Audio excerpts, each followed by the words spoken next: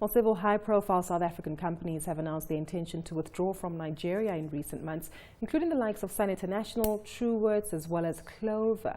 Now, is South Africa's Inc. love affair with Nigeria over? Well, to find out if this is the case, joining us now to unpack the challenges and opportunities that Nigeria presents is Finweek Editor Jana Marais. Jana, always good to have you with us, and thanks for coming through.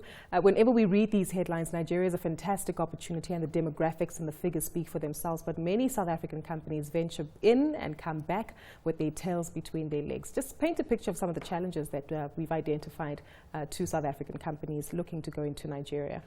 I think it's never been an easy market to do business in, and I think, you know, with the M2N fine, for example, that really illustrated some of the challenges there.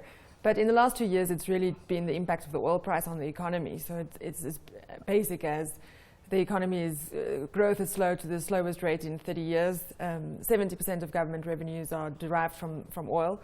So given the collapse in the oil price, that had a massive knock-on effect. They're struggling to finance their budget. And then they've had to impose these import controls as well as a currency peg, which basically made it impossible to get foreign currency. So I think, especially with the retailers that's left, you know, we've seen Truworths, TFG, you know, the Foschini Group, and I think that's very much a part of the economy is struggling, so consumers are not spending. Plus, you're struggling to get stock into the country. You can't get money out of the country. So if it's not if you don't see it as an absolutely crucial market for you, you probably will rather exit. What would you say South African companies are getting wrong when going into the Nigerian market? Or is it South African companies at all? Is it perhaps the policy restrictions that have been imposed by the Nigerian government? I think Diana Games from Africa at Work, who's really the expert that we should be talking about this today, she put it very well. You know, it's very easy for companies to blame the country and all the challenges in the country, when really they should have done their homework much better, and their business models are not adapted. You know, I think a lot of people think, oh, we're very successful in South Africa and we will just take this model and we'll copy it there. And it's not as simple as that. So really, companies that do their homework well, and we see, you know, we mentioned the handful high-profile companies who's pulled out, but there's an estimated 100 companies, South African companies, operating in Nigeria, and many of them do really well.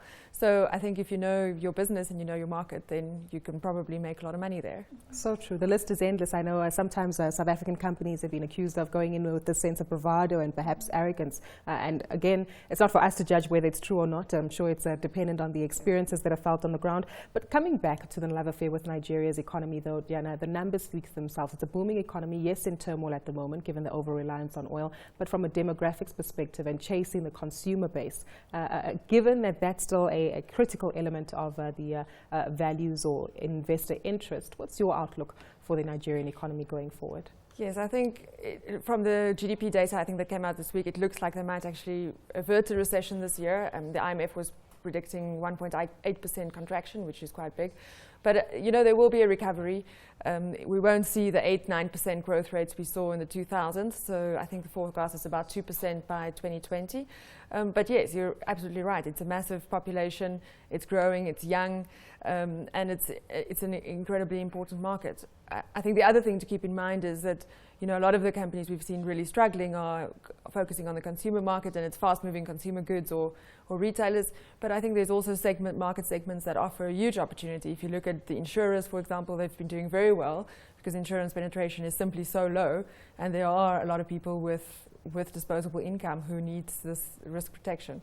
And maybe just the last point is, I think PwC had a report that came out last year that said Nigeria by 2050, you know, if they play their cards right, they could be one of the 10 biggest countries in the world, bigger than the UK and France. So in terms of GDP growth?